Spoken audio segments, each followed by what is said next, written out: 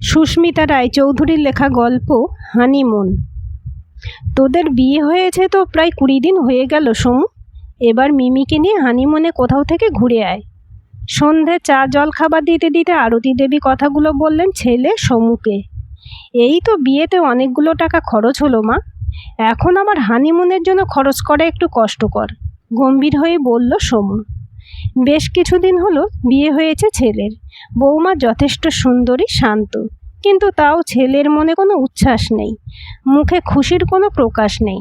তাই একটু জোর দিয়ে আরতি দেবী বললেন, সে হোক বাবা, একটু কম খরচের মধ্যে কাছে পিঠে কোথাও একটু ঘুরে আয়। মেয়েটার তো ইচ্ছে হয়, সব মেয়েরই বিয়ের পর হানিমুনে কোথাও একটা ঘুরতে যাবে, এমন একটা ইচ্ছে মনের মধ্যে থাকে।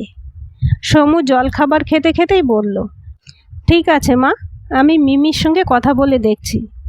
জলখাবার শেষ করে ঘরে গিয়ে সমু দেখল বেশ বিষণ্ণ মুখে মিমি বসে আছে খাটের উপর। পেছন থেকে সমু গিয়ে জিজ্ঞাসা করল, তুমি হানিমুনে কোথায় যেতে চাও? এই কাছে পিঠের মধ্যে? তোমার কি ভালো লাগে, সমুদ্র না পাহাড়? এই 3-4 দিনের জন্য? মিমি শাড়ির আঁচলের খুঁটটা আঙুলে জড়াতে জড়াতে ভাবতে লাগলো, কালো মানিকের আবার কত শখ, হানিমুনে যাবে বউকে নিয়ে। সুন্দরী বউ হয়েছে, সেটা সকলকে দেখাতে হবে না? মুখে যতই নিরাসক্ত ভাব দেখাক না কেন। আর এখনও অবধি মিমি লজ্জাতে নিজের বিয়ের 2-1টা ছবিও সোশ্যাল মিডিয়ায় আপলোড করতে পারলো না। কলেজে গেলেই বন্ধুরা পেছনে হাসাহাসি করবে, মজা করবে। এরপর বন্ধুদের মধ্যে হানিমুনের খবর গেলে তারা তো হানিমুনে ছবিও দেখতে চাইবে। যদিও তার কাছে কোনো দামি মোবাইল নেই, ওই একটা সস্তা চাইনিজ মোবাইল, তবুও কয়েকটা ছবি তো তুলেছে।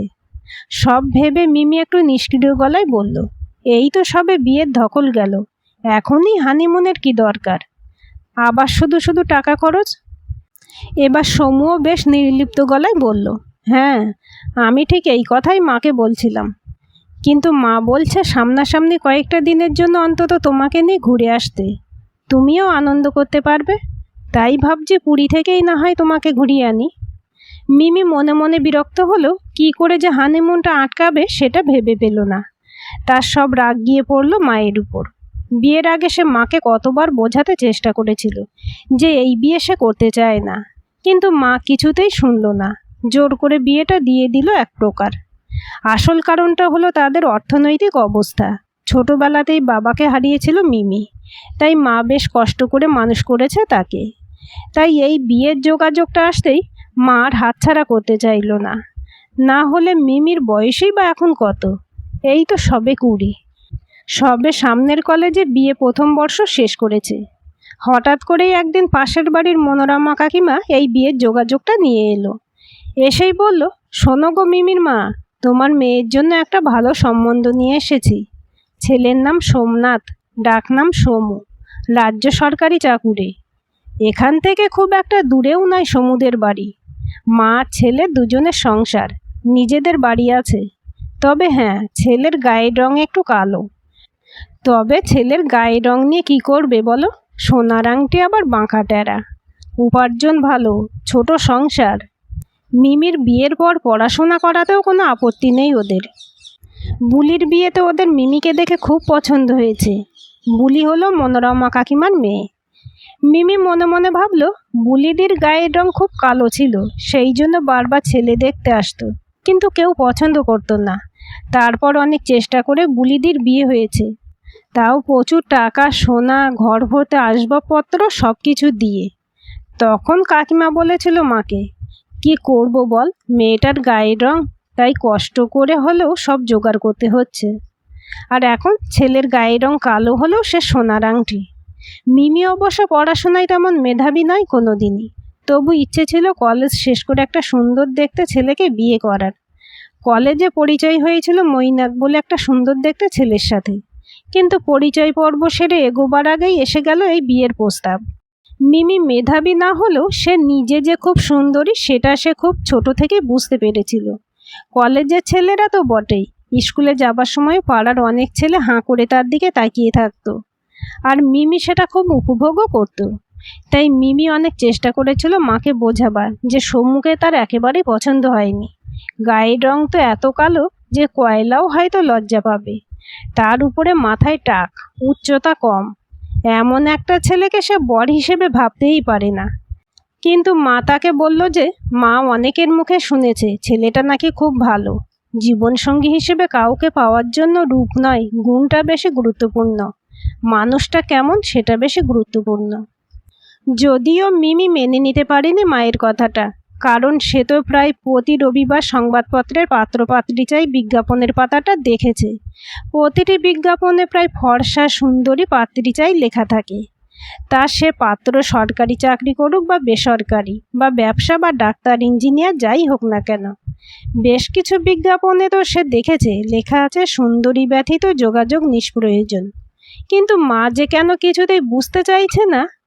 মা বলছে তাদের সময়ে নাকি বিজ্ঞাপনে এমন কথাই লেখা থাকতো।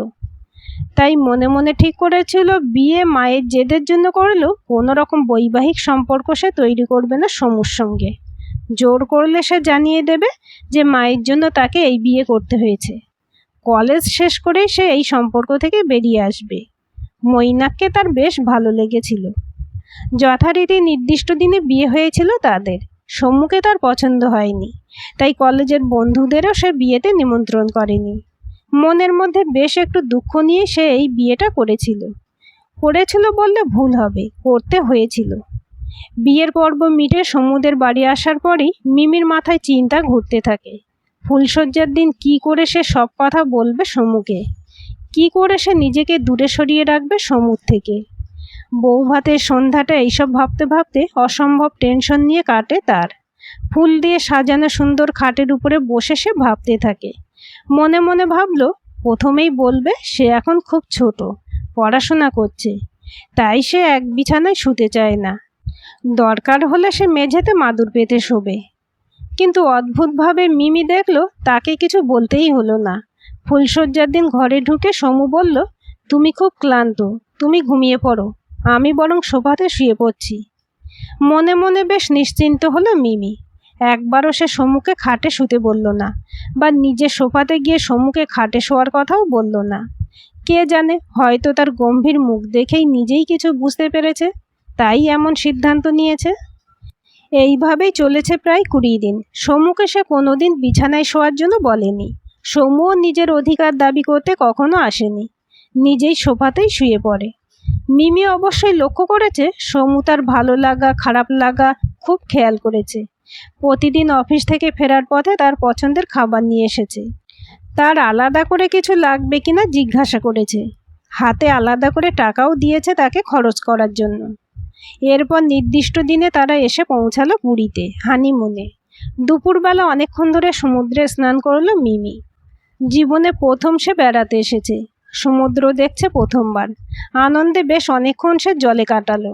সন্ধেবেলাও বেশ অনেকক্ষণ সময় কাটালো সমুদ্রের ধারে, তারপর ফিরে এলো। কিন্তু হোটেলে ফেরার পর থেকেই শুরু হলো অসহ্য মাথার যন্ত্রণা। চোখগুলো যেন লঙ্কা বাটার সঙ্গে পাল্লা দিয়ে জ্বলছে। সারা গা হাত পায়ে অসহ্য যন্ত্রণা। মিমি বুঝতে পারলো তার জ্বর আসছে। সে জানে তার যখনই জ্বর হয় তখনই খুব বাড়াবাড়ি হয়। বেশ অসহায়ভাবে মিমি তখন সমুকে বলল, আমার শরীরটা খুব খারাপ লাগছে, মনে হয় জ্বর আসছে, একবার গায়ে হাত দিয়ে দেখবে। সমু খুব অস্বস্তি নিয়ে মিমির কপালে প্রথম হাত রাখল। হ্যাঁ ঠিকই তো, এ তো দেখছি বেশ জ্বর। তুমি কি কোনো ওষুধ সাথে এনেছো? বেশ উৎকণ্ঠা নিয়ে জিজ্ঞাসা করলো সমু।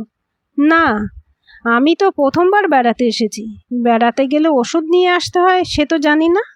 বেশ অসহায়ভাবে বলল মিমি। জ্বরের জন্য চোখগুলোও লাল হয়েছে, গলা শুকনো হয়ে আসছে। কেমন যেন অস্থির হয়ে উঠল মিমি। মাকে ছেড়ে এত দূরে এই প্রথম, তার উপর এই জ্বর। ঠিকই, আমারই ভুল হয়েছে, আমারই বলা উচিত ছিল। আসলে 3-4 দিনের জন্য আসছি, তার মধ্যে এমন হবে ভাবতেই পারিনি। ঠিক আছে, তুমি বরং শুয়ে পড়ো, আমি তাড়াতাড়ি গিয়ে দেখি যদি কোনো ওষুধের দোকান খোলা পাই। অনেক রাত হয়ে গেল তো। এই বলে খুব তাড়াতাড়ি বেরিয়ে গেল সমু। কিন্তু কিছুক্ষণ পর হাতে শুধুমাত্র রাতের খাবার নিয়ে ফিরে এলো। ফিরে এসে অপরাধীর মতো মুখ করে বলল, না গো, কোনো ওষুধের জোগাড় করতে পারলাম না। কোনো ওষুধের দোকান খোলা নেই, হোটেলের কর্মচারীদেরও কারো কাছে প্যারাসিটামল নেই। আসলে অনেক রাত হয়ে গেছে তো, কাল সকালে দেখা যাবে। তুমি তো উঠে খেতে যেতে পারবে না, তাই আমি রাতের খাবারটা নিয়ে এসেছি। কিন্তু খাবারটা দিতে গিয়ে সমু দেখল মিমির গায়ে প্রচণ্ড জ্বর, ওঠার ক্ষমতা নেই তার। তাড়াতাড়ি হোটেলের দেওয়া গ্লাসে জল এনে নিজের রুমাল ভিজে মিমির মাথায় দিতে থাকলো, সঙ্গে খবরের কাগজ দিয়ে হাওয়া করতে লাগলো মাথায়। তারপর আস্তে আস্তে বিছানাতে বসে খাবারটা অল্প একটু খাইয়ে দিল। সারা রাত এভাবেই মিমির মাথার কাছে বসে কাটালো সমু। এরপর মিমি লক্ষ্য করলো ভোরের আলো ফুটতেই হোটেলের পাশের রুমের দরজায় গিয়ে নক করলো সমু। এক ভদ্রলোক ভদ্রমহিলা বেরিয়ে এলেন। মিমি শুনতে পেল সমু বলছে, খুব দুঃখিত আপনাদের এত সকালে ডাকলাম। আসলে আমার স্ত্রীর খুব জ্বর, সারা রাত খুব কষ্ট পেয়েছে, তাই বাধ্য হয়ে এত সকালে এলাম। যদি আপনাদের কারোর কাছে একটা প্যারাসিটামল থাকে আমাকে আপাতত দিন। ভদ্রলোক ওষুধ এনে সমুর হাতে দিল। সমুর গলার এই আকুতি অবাক করলো মিমিকে। সমু তাড়াতাড়ি এসে মিমিকে ওষুধ খাওয়ালো। জ্বর একটু কমে এলে সমু ডাক্তারের খোঁজ করে গাড়ি ভাড়া করে মিমিকে নিয়ে গেল ডাক্তারের কাছে। ডাক্তার দেখে বললেন ভাইরাল ফিভার, 3 দিন তো অবশ্যই থাকবে। ওষুধ দিলেন। এরপর আরও 2 দিন সেবা যত্নের কোনো ত্রুটি রাখলো না সমু। 2 রাত্রি মিমির মাথার কাছে বসেই কাটিয়ে দিল। 3য় দিনের দিন জ্বর একটু কমলো। মিমি তারপর থেকে ভাবতে লাগলো যে মানুষটাকে সে কখনো পছন্দ করেনি, যাকে একটু ভালোবাসেনি, যাকে অবজ্ঞার উদাসীনতা ছাড়া কিছুই দেয়নি, সেই মানুষটা তার জন্য নিজেকে উজাড় করে দিল। সে শুনেছে অনেক মেয়েই নাকি নিজের বাবার মতো বড় হোক এমনটাই চায়, কিন্তু মিমি তো কোনোদিন তার বাবাকেই পায়নি। কিন্তু আজ 2 দিন ধরে সমু তার জন্য যা করলো, হয়তো বাবা থাকলে এমনটাই করতেন। তার খারাপ ব্যবহারের পরিবর্তে সে তো খারাপ ব্যবহার করেনি বা অবজ্ঞা করেনি। এই মানুষটা তো তার সম্পূর্ণ অপরিচিত, অথচ এই 2 দিন এই মানুষটার স্পর্শ তার কত আপন বলে মনে হলো। মা ঠিকই বলেছিল, রূপ নয় গুণটা গুরুত্বপূর্ণ। আজ এখানে এসে এমন অসুস্থ হয়ে না পড়লে হয়তো মানুষটার মনের উদার দিকটা সে দেখতেই পেত না। রাতের খাবার খাওয়ার হয়ে যাওয়ার পর মিমি বলল সমুকে, 2 দিন তো তোমার ভালো করে ঘুম হয়নি, তুমি বিছানায় এসে শুয়ে পড়ো। না না, আমার কাছে বিছানা চাদর আছে, আমি মেঝেতে শুয়ে পড়ছি, তুমি ঘুমাও। বেশ জোর দিয়ে কথাগুলো বলল সমু। না, কখনোই নয়, তুমি মেঝেতে শোবে না, তুমি বিছানাতে এসে শো। এবার বেশ অনুরোধের সুরে কথাগুলো বলল মিমি। ঠিক আছে, আমি না হয় বিছানার পাশের এই চেয়ারটাতে বসে রাত কাটিয়ে দেব। তারপর মজা করে বলল, আমরা তো সরকারি কর্মচারী, চেয়ারে বসে ঘুমানোর অভ্যাস আছে, তুমি চিন্তা করো না, শুয়ে পড়ো। এবার মিমি একটু অভিমানী গলায় ঠোঁট ফুলিয়ে বলল, জানি আমি একটা বড় ভুল করে ফেলেছি, কিন্তু তাই বলে কি আমায় ক্ষমা করা যায় না? না মিমি, তুমি কোনো ভুল করনি, তুমি ঘুমিয়ে পড়ো। আবার সমুর গলায় ফুটে উঠল সেই দৃঢ়তা। তুমি আমার পাশে এসে না ঘুমালে আমি কিন্তু বাড়ি ফিরে মায়ের কাছে চলে যাব। মিমির আবেগী গলা। তুমি মায়ের কাছে গিয়ে থাকতে চাইলে তাই না হয় থেকো, আমি তোমার সমস্ত খরচ পাঠিয়ে দেব, ওটা আমার কর্তব্য। এবার খুব শান্তভাবে কথাগুলো বলল সমু। মিমি আর কথা না বাড়িয়ে চুপ করে শুয়ে পড়ল। শুধু চোখের জলকে নিয়ন্ত্রণ করতে পারল না, বুকের ভেতরটা কেমন মোচড় দিয়ে উঠছে। আগের 2 দিনের মতো কপালের উপর মানুষটার হাতের স্পর্শ পেতে খুব ইচ্ছে করছে। না, মানুষটাকে ছেড়ে যাবার কথা মোটেই ভাবতে পারছে না সে এখন। মাঝরাতে একবার টয়লেটের জন্য উঠল মিমি, হঠাৎ মাথাটা ঘুরে গেল, পড়েই হয়তো যেত, কিন্তু সমু এসে ধরে ফেলল। মিমি এই স্পর্শটুকুর জন্যই অপেক্ষা করছিল। মিমির এখন নিজেকে বড় সুরক্ষিত মনে হচ্ছে। 2 ভরসার হাত তাকে জড়িয়ে ধরে আছে। আমাকে ডাকবে তো, একটু হলেই পড়ে যেতে। তুমি তো এখনো পুরোপুরি সুস্থ হওনি, কিন্তু তোমার চোখে জল কেন, কাঁদছো কেন? সমু বেশ অবাক হয়ে জিজ্ঞাসা করল। এবার মিমি শক্ত করে জড়িয়ে ধরল সমুকে।